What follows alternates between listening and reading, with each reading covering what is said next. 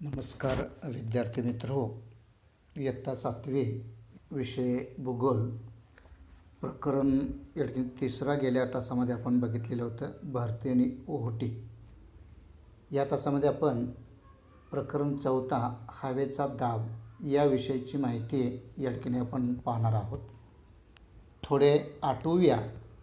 यामध्ये बघा, सामान्य विज्ञान इयत्ता 7वीच्या पुस्तकामध्ये पाठ क्रमांक 3 नैसर्गिक सहसाधनांचे गुणधर्म या पाठामधील पान क्रमांक किंवा पृष्ठ क्रमांक 16वरील हवेला वजन असते हा प्रयोग तुम्ही केलेला आहात. याच अनुषंगानं आपण या कृतीवरून तुमच्या असे लक्षात आले असेल की फुग्यातील हवेमुळे फुगलेल्या फुग्याची बाजू खाली गेली, याचाच अर्थ असा होतो की हवेला वजन हे असते. ह्या कृतीवरून तुम्हाला लक्षात आलं असेल की हवेला वजन असते. ज्या वस्तूला वजन असते तिला खालील वस्तूवरती दाब पडतो. त्याप्रमाणे वातावरणातील हवेचा दाब भूपृष्ठावरती पडतो. पृथ्वीवरील या हवेच्या दाबामुळे वातावरणामध्ये वादळ, पर्जन्य यासारख्या अनेक घडामोडी या ठिकाणी होतात. त्याची काही प्रमुख कारणे आपणाला सांगता येतील. आता उदाहरणामध्ये त्यामध्ये की हवेचा दाब भूपृष्ठावर सर्वत्र सारखा नसतो. हवेचा दाब संपूर्ण भूपृष्ठावरती सगळीकडे सारखं नसतो. काही ठिकाणी कमी असतं, काही ठिकाणी जास्त असतं. दुसरं की हवेचा दाब हे वेळोवेळी किंवा सतत बदलत असतो. हवेचा दाब हे वेळोवेळी किंवा सतत बदलत असतं. तिसरं, हवेचा दाब प्रामुख्याने त्या प्रदेशाची उंची, हवेचं तापमान आणि बाष्पाचे प्रमाण हे घटकावर हवेचं दाब अवलंबून असते. किंबहुना हवेच्या दाबावरती परिणाम करणारे घटक हे म्हणजे प्रदेशाची उंची, हवेचे तापमान आणि बाष्पाचे प्रमाण या तिन्ही घटकावरती या ठिकाणी परिणाम करत असतात.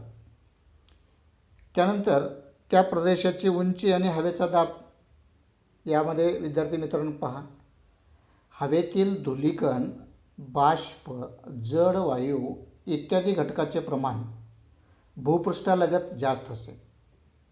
जसजसं आपण भूपृष्ठापासून उंच उंच जाऊ तसतसे याचं प्रमाण या ठिकाणी कमी कमी होत जाते.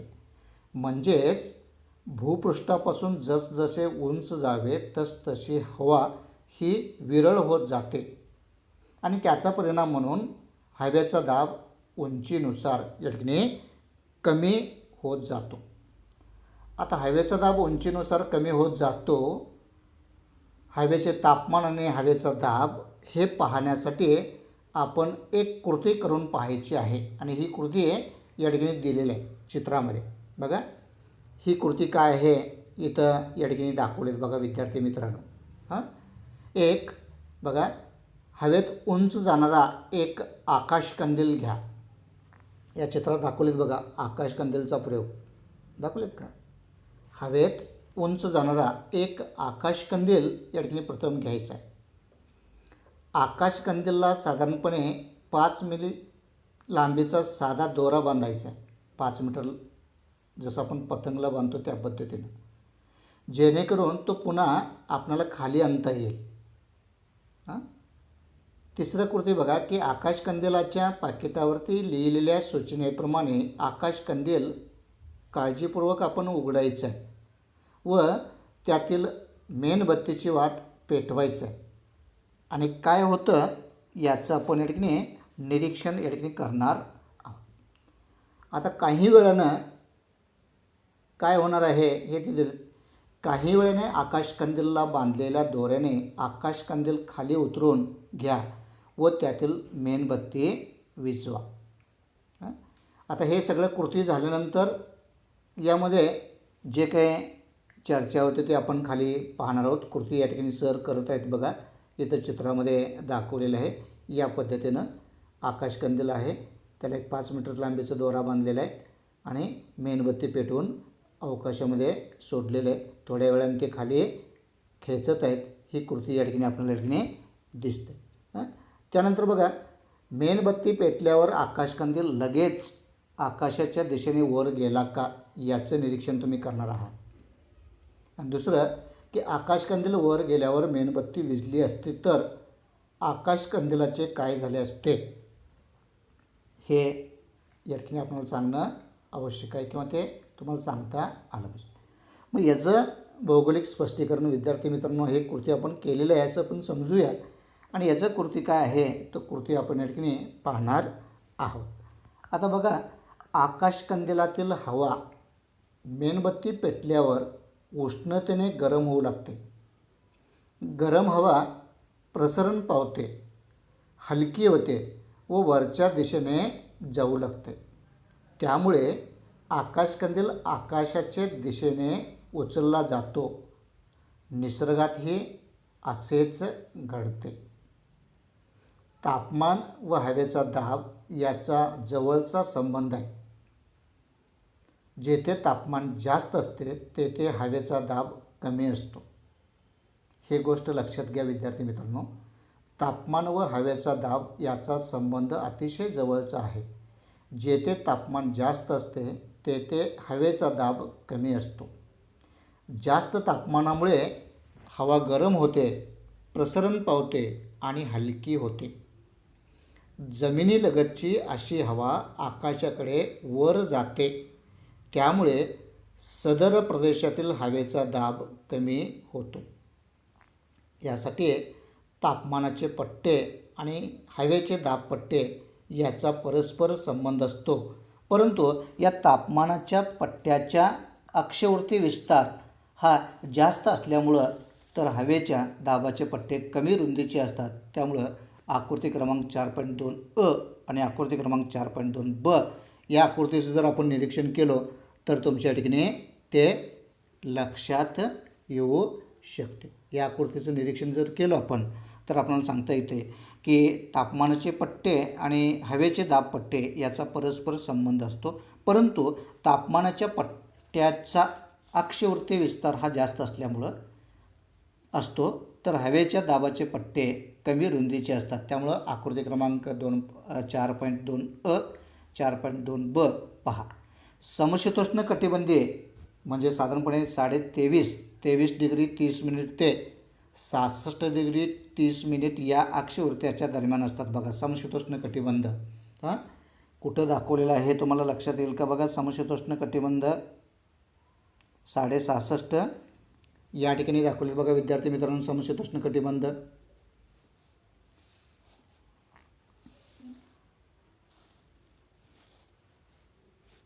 या ठिकाणी दाखवलेत. बघा समशीतोष्ण कटिबंध दाखवलेत का. या ठिकाणी काय होतं, अक्षवर्तीच्या दरम्यान ते असतात. हवेच्या दाबाच्या पट्ट्याचे अक्षवर्ती विस्तार मर्यादित असतो आणि सर्वसाधारणपणे तो 10 अंश अक्षवृत्त इतका या ठिकाणी असतो. हा समशीतोष्ण जो काही पट्टा आहे या पट्ट्यापर्यंतचा जो भाग या ठिकाणी दाखवला गेलेला आहे असं आपल्याला या ठिकाणी सांगता येईल. तापमानाच्या असमान वितरणाचा परिणाम हवेच्या दाबावरही होतो. त्यामुळे पृथ्वीवर प्रामुख्याने विषुववृत्तापासून दोन्ही ध्रुव्याच्या दरम्यान क्षितिजी समांतर दिशेत हवेच्या कमी व जास्त दाबाचे पट्टे निर्माण होताना या ठिकाणी दिसतात. विषुववृत्ताच्या दोन्ही ध्रुवाकडं क्षितिजी समांतर अशा ठिकाणी, आता बघा विषुववृत्त या ठिकाणी आहे बघा. विषुववृत्ताच्या उत्तरेला आणि विषुववृत्ताच्या दक्षिणेला या ठिकाणी काय होतात, क्षितिज समांतर दिशेने हवेच्या कमी जास्त दाबाचे पट्टे या ठिकाणी निर्माण होतात. या आकृती क्रमांक 4.2 मध्ये जर तुम्ही बघितला तर या ठिकाणी आणि या ठिकाणी तुम्हाला कमी दाबाचा पट्टा निर्माण झाल्याचा या ठिकाणी दिसतो. आता या दोन्ही आकृतीचं तुम्ही निरीक्षण करायचं आहे. आकृती क्रमांक 4.2 अ आणि ब याचं निरीक्षण करून खालील प्रश्नांची उत्तरं आपण देण्याचा प्रयत्न या ठिकाणी करणार आहात. आता विद्यार्थी मित्रांनो, या आकृतीचं काय निरीक्षण करून काय प्रश्न विचारलेत हे आपण या ठिकाणी पाहू शकतो. आता उदाहरणामध्ये काय प्रश्न आलेत, फक्त आकृती तुम्ही हे मी ठेवतो. पुढं प्रश्न आहे त्या प्रश्नांचे उत्तर आपण या ठिकाणी देणार आहात. नेमकं काय आहे हे या ठिकाणी बघायचं आहे. या दोन्ही आकृतीचं निरीक्षण केल्यानंतर तुम्हाला या ठिकाणी प्रश्न विचारले. बघा तो प्रश्न असा आहे की उष्णकटिबंधीय प्रदेशामध्ये कोणता दाबपट्टा प्रामुख्याने आढळतो. आता उष्णकटिबंधीय पट्टा कुठं आहे तो तुम्ही या ठिकाणी पाहू शकता आणि इतर दाबपट्टे कोणते आहेत हे तुम्ही सांगू शकता. उष्णकटिबंधीय दाबपट्टा या ठिकाणी आहे बघा, रेषा मारलो आहे तरी. मग इथं कोणते आहेत बघा, तर इथं कमी दाबाचा पट्टा निर्माण झालेला आहे. कुठला आहे? कमी दाबाचा पट्टा या ठिकाणी निर्माण झालेला आहे हे आपल्याला या ठिकाणी सांगता येते. आता दुसरं बघा, ध्रुवीय वाऱ्याची निर्मिती कोणत्या दाबपट्ट्याशी निगडीत आहे व कोणत्या कटिबंधात येतात. बघा, ध्रुवीय वाऱ्याची निर्मिती हे विशेषतः ध्रुवीय या ठिकाणी दाबपट्ट्याशी निगडीत आहे आणि तिथं तो जास्त दाबाशी कुठल्या कटिबंधामध्ये येतो, जास्त दाबाचा जो काही कटिबंध आहे त्या जास्त दाबाच्या कटिबंधामध्ये तो या ठिकाणी येतो. हेच आपणाला या ठिकाणी सांगता येईल. आता तिसरं बघा की उष्णकटिबंधीय प्रदेशात हवेचा दाब कमी असण्याचं कारण कोणते. उष्णकटिबंधामध्ये हवेचा दाब या ठिकाणी कमी असण्याचं कारण कोणतं आहे हे कारण या ठिकाणी विचारले. आता उदाहरणामध्ये याचं उत्तर विद्यार्थी मित्र काय असणार आहे बघा. प्रश्न काय विचारले बघा, उष्णकटिबंधीय प्रदेशात हवेचं दाब कमी असण्यापाठीमागं कारण कोणतं असावं. हे कारण खूप या ठिकाणी महत्त्वाचं आहे. उष्णकटिबंधीय प्रदेशात विशेषतः कर्कवृत्त ते मकरवृत्त दरम्यान सूर्याची किरणे लंबरूप पडतात. त्यामुळे या प्रदेशात हवा जास्त तापते. ही जास्त तापलेली हवा प्रसरण पावून विरळ होते. विरळ हवेची घनता कमी असते. त्यामुळे उष्णकटिबंधीय प्रदेशात हवेचा दाब हा या ठिकाणी कमी असतो. आता उष्णकटिबंधीय प्रदेश कोणता हे मगाशी तुम्हाला मी दाखवल्याप्रमाणे या ठिकाणी हा संपूर्ण जो काही भाग आहे तो भाग हा उष्णकटिबंधीय प्रदेश आहे असं आपल्याला सांगता येईल. आणि या उष्णकटिबंधीय प्रदेशाचं तापमान म्हणजे हवेचा दाब कमी का असतो हे मी सांगितलेलं आहे. पुन्हा एकदा सांगतो बघा की उष्णकटिबंधीय प्रदेशात म्हणजे कर्कवृत्त ते मकरवृत्त या दरम्यानचा भाग या ठिकाणी सूर्यकिरणे लंबरूप पडतात. त्यामुळे या प्रदेशात हवा जास्त तापते. ही जास्त तापलेली हवा प्रसरण पावून विरळ होते. विरळ हवेची घनता कमी असते. त्यामुळे उष्णकटिबंधीय प्रदेशात हवेचा दाब हा कमी असतो असं आपल्याला याचं उत्तर सांगता येईल. त्यानंतर विद्यार्थी मित्रांनो पुढचा प्रश्न पाहू शकतो आपण.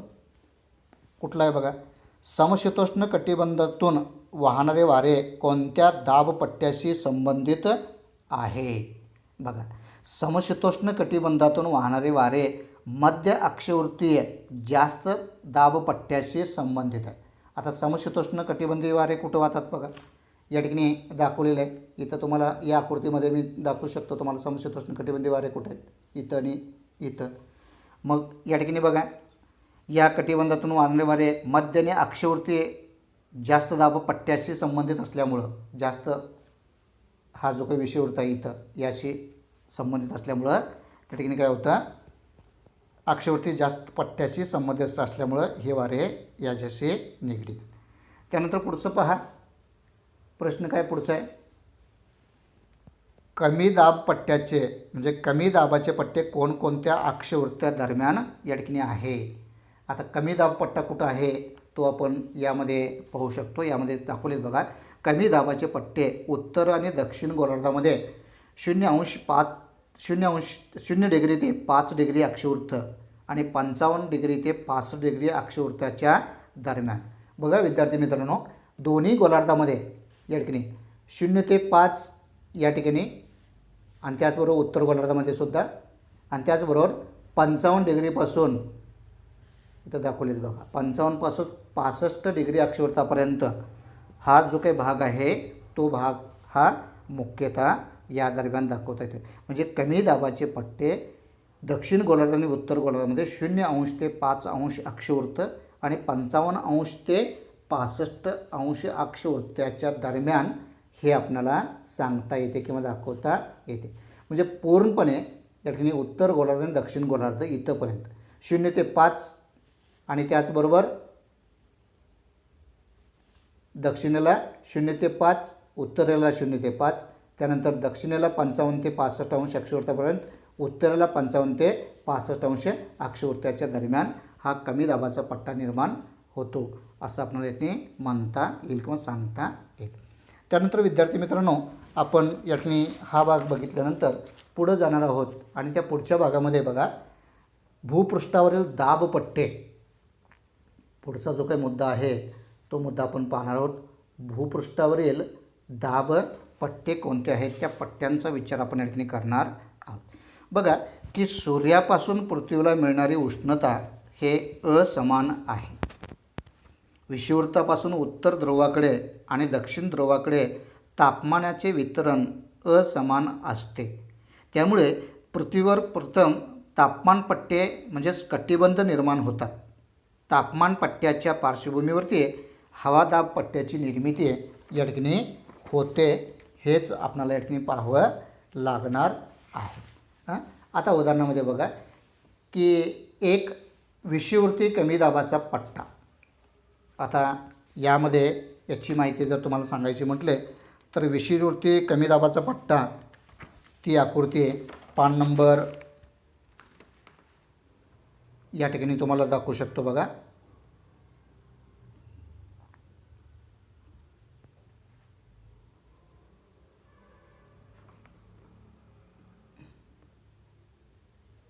पुढच्या प्रकरणामध्ये ती आकृती आहे. इथं तुम्हाला हा भाग तुम्हाला मी दाखवू शकतो.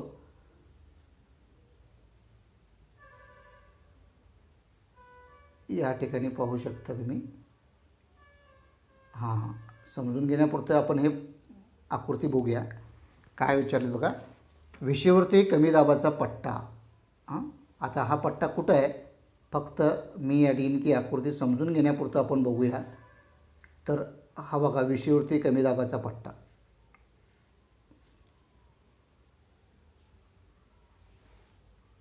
बघा ठीक आहे. मग हा पट्टा बघितल्यानंतर त्याची माहिती आपण या ठिकाणी बघणार आहोत आणि ते बघत असताना आपण पुन्हा त्या मुद्द्याकडे या ठिकाणी जाणार आहोत. विद्यार्थी मित्रांनो, तो मुद्दा असा आहे की विषुववृत्तीय कमी दाबाचा जो काही पट्टा आहे त्या पट्ट्याची माहिती बघत असताना प्रामुख्याने आपण संपूर्ण पृथ्वीचा विचार करता फक्त कर्कवृत्त ते मकरवृत्त या दरम्यान सूर्याची किरणे लंबरूप पडतात. त्यामुळे या भागात जास्त तापमान असते. या प्रदेशातील हवा तापते, प्रसरण पावते आणि हलकी होऊन अवकाशाकडे किंवा आकाशाकडे जाते.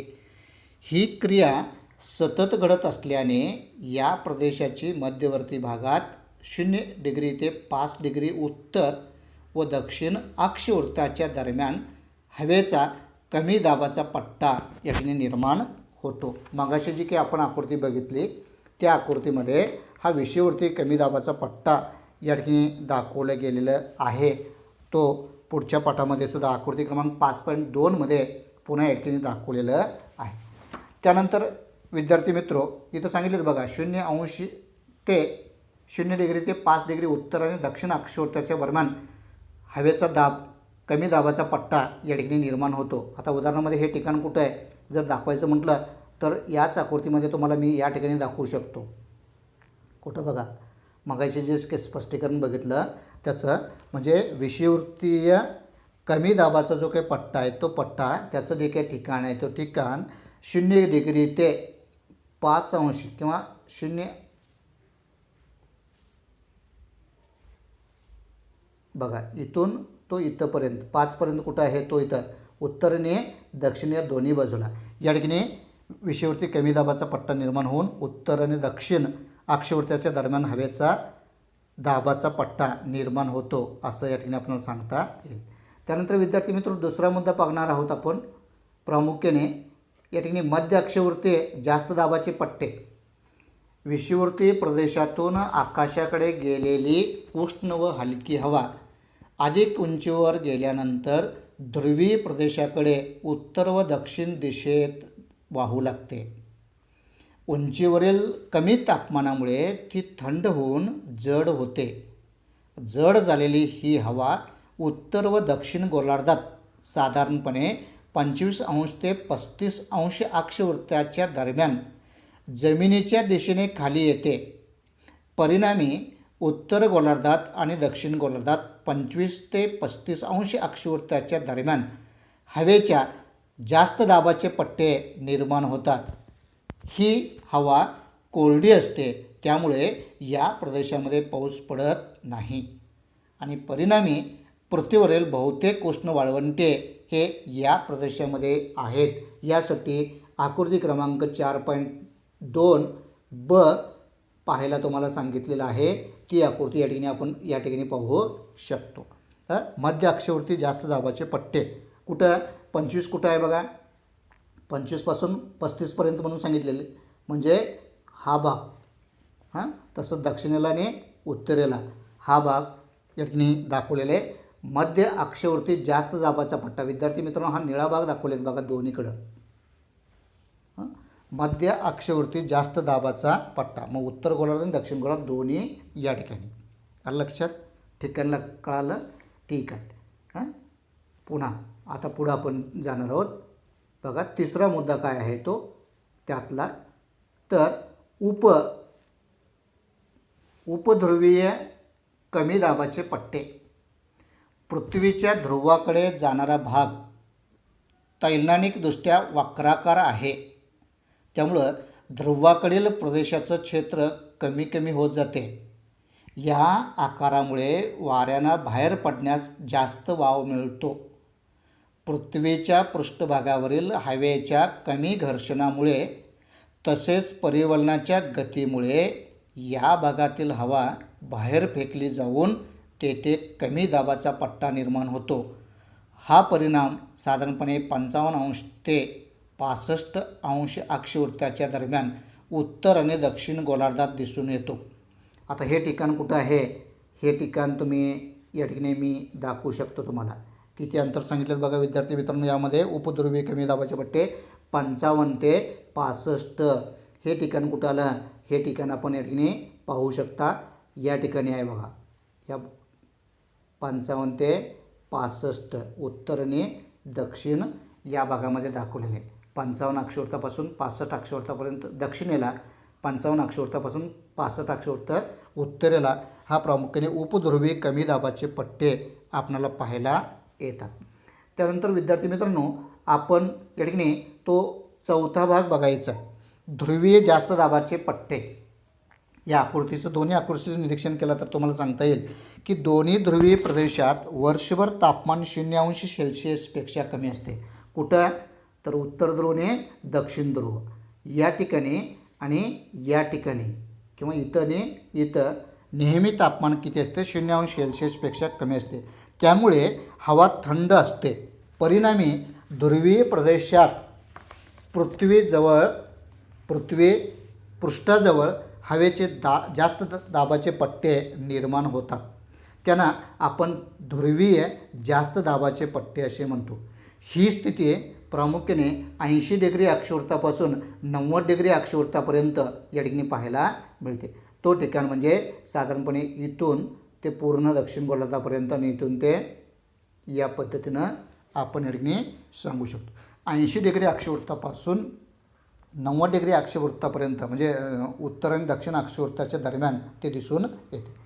त्याचबरोबर सूर्याच्या उत्तरायण व दक्षिणायन या क्रियामुळे पृथ्वीवर पडणाऱ्या सूर्यप्रकाशाचा कालावधी आणि तीव्रता विषुववृत्तापासून उत्तर आणि दक्षिण गोलार्धात दरम्यान बदलत जाते. त्यामुळे तापमानपट्टे व त्यावर अवलंबून असलेल्या दाबपट्ट्याचा स्थानात बदल होतो. हा बदल सर्वसाधारणपणे उत्तरायण 5° ते 7° उत्तरेकडे आणि दक्षिणायन 5° ते 7° या ठिकाणी दक्षिणायन या पद्धतीनं या ठिकाणी यालाच दाबपट्ट्याचे आंदोलन म्हणून ओळखले जाते. जसं पुढच्या पाठामध्ये आपण मोसमी प्रदेश वारे बघणार आहोत, त्यामध्ये आकृती क्रमांक 5.6 यामध्ये तो दाखवलं गेलेलं आहे. तर अशा पद्धतीनं या ठिकाणी पृथ्वीवरील दाबपट्टे, या दाबपट्ट्यामध्ये आपण पहिलं बघितलं की विषुववृत्तीय दाबपट्टे, दुसरं बघितलं या ठिकाणी मध्य अक्षवृत्तीय जास्त दाबाचे पट्टे, तिसरं आपण बघितलं की उपध्रुवीय कमी दाबाचे पट्टे आणि त्याचं ठिकाण साधारणपणे 55 ते 65 अक्षवृत्ताच्या दरम्यान उत्तर दक्षिण. त्यानंतर चौथं बघितलं आपण ध्रुवीय जास्त दाबाचे पट्टे, त्यामध्ये उत्तर आणि दक्षिण या दोन्ही भागामध्ये 80° ते 90° अक्षवृत्ताच्या दरम्यान हे पट्टे निर्माण झालेले दिसतात. यालाच आपण भूपृष्ठावरील दाबपट्टे असं या ठिकाणी आपण म्हणतो. त्यानंतर विद्यार्थी मित्रांनो, या ठिकाणी आणखीन एक नेहमी हे लक्षात ठेवा, तापमान पट्टे व हवादाब पट्टे यामध्ये महत्त्वाचा फरक म्हणजे तापमान पट्टे सलग असून ते विषुववृत्ताकडून दोन्ही ध्रुवाकडे जास्त तापमान पट्टे ते कमी तापमान पट्टे असे पसरलेले असतात आणि हवादाब पट्टे हे सलग नसून कमी व जास्त दाबाची क्षेत्रे विषुववृत्तापासून दोन्ही ध्रुवाकडे जाताना वेगवेगळ्या भागात जातात. हे या ठिकाणी तुम्ही लक्षात ठेवायचं आहे. यासाठी ही आकृती जर तुम्ही निरीक्षण केला, आकृती क्रमांक 4.2 ब, तर या आकृतीवरून तुमच्या लक्षात या ठिकाणी राहण्यासाठी ते उपयोगाचं आहे. त्यानंतर मित्रांनो, याचे परिणाम, आता हवेच्या दाबाचे परिणाम कोणते ते परिणाम आपण मुख्यतः या ठिकाणी पाहणार आहोत. हवेच्या दाबाचे परिणाम कोणते आहेत ते परिणाम आपण या ठिकाणी पाहणार आहोत. हवेच्या दाबाचे परिणाम प्रामुख्याने कोणकोणते आहेत ते बघणार आहोत. त्यामध्ये पहिलं की वाऱ्याची निर्मिती होते. हवेच्या दाबाचं पहिलं परिणाम सांगायचं म्हटलं की वाऱ्याची निर्मिती होते. दुसरं वादळाची निर्मिती होते, वादळाची निर्मिती होतात. तिसरं सांगायचं म्हटलं तर उंची मोजण्यासाठी या ठिकाणी हे उपयोग ठरतं, उंची मोजण्यासाठी याची निर्मिती म्हणजे उपयोगी ठरतं. त्यानंतर आरोह पर्जन्याची निर्मिती होते आणि पाचवं हवेच्या दाबाचा श्वसन क्रियावरही परिणाम या ठिकाणी होतो. एकंदरीत या वातावरणामध्ये जे काही सजीव आहे त्या सजीवाच्या म्हणजे जगण्यासाठी जे श्वसन क्रिया आहे त्या श्वसन क्रियावरती या हवेचा दाबाचा परिणाम या ठिकाणी होत असतो, हे आपल्याला सांगता येईल. तर अशा पद्धतीनं या पूर्ण पाठामध्ये आत्तापर्यंतच्या तासामध्ये आपण काय काय पाहिलो हे जर आपण बघायचं म्हटलं तर विद्यार्थी मित्रो, पहिल्यांदा आपण कृती करून पाहिली. थोडे आठवूया. हा भाग आपण या ठिकाणी बघितलेला आहे हवेचा दाब पट्ट्याचं. त्यानंतर आपण आठवल्यानंतर एक कृती करून पाहिली. उदाहरणामध्ये हवेत उंच जाणारं एक आकाशकंदील घेतलं, इथं दिलेत बघा या चित्रामध्ये दाखवल्याप्रमाणे. त्यानंतर हवेचा दाब भूपृष्ठावर सर्वत्र सारखा नसतो, हवेचा दाब वेळोवेळी बदलत असतो. प्रदेशाची उंची, हवेचे तापमान आणि बाष्पाचे प्रमाण हे घटकही हवेच्या दाबावरती परिणाम करतात. उदाहरणामध्ये तुम्हाला प्रश्न विचारतील, हवेच्या दाबावरती परिणाम करणारे घटक कोणते ते सांगा. त्याचं उत्तर आहे हवेच्या दाबावर परिणाम करणारे घटक खालीलप्रमाणे: 1. प्रदेशाची उंची, दुसरं हवेचे तापमान आणि 3. बाष्पाचे प्रमाण हे हवेच्या दाबावरती परिणाम करणारे घटक हे आपण बघितलं. प्रदेशाच्या उंचीनुसार हवेचा दाब कसं बदलत जातो हे आपण या कृतीमधून या ठिकाणी आपण पाहिलं. त्याचं भौगोलिक स्पष्टीकरणसुद्धा बघितलेलं आहे. त्यानंतर थोडंसं यामध्ये आपण बघितलं की सांगा पाहू, यामध्ये या आकृतीचा विचार आपण केलो. आता इथं हवेचे तापमान कमी झाले तर हवेच्या दाबावर कोणता परिणाम होईल आणि का, जरा विचार करा. यासाठी तुम्हाला तो भाग दिलेला आहे, तो विचार करून तुम्ही उत्तर या ठिकाणी देऊ शकता. हवेचे तापमान कमी झाले तर हवेचा दाबावर कोणता परिणाम होईल. हवेचे तापमान कमी झाले तर हवेचा दाब या ठिकाणी वाढेल, हाच परिणाम आपल्याला या ठिकाणी सांगता येतो. हे सुद्धा आपण या ठिकाणी पाहिलं. त्याचबरोबर पुढं शेवटच्या मुद्द्यामध्ये बघितलं की भूपृष्ठावरील तापमान पट्टे, प्रमुख 4 पट्टे आपण बघितलं. एक विषुववृत्ती कमी दाबाचा पट्टा, दुसरं मध्य अक्षवृत्ती जास्त दाबाचे पट्टे, तिसरं उपध्रुवी कमी दाबाचे पट्टे आणि चौथं ध्रुवी जास्त दाबाचे पट्टे. आणि सर्वात महत्त्वाचं हवेच्या दाबाचे कोणते परिणाम होतात ते 4 परिणाम आपण बघितलेलं आहे. तर इथं आपण थांबूया आणि राहिलेली जी काही माहिती आहे समदाब रेषा हे पुढच्या तासामध्ये आपण पाहणार आहोत. धन्यवाद.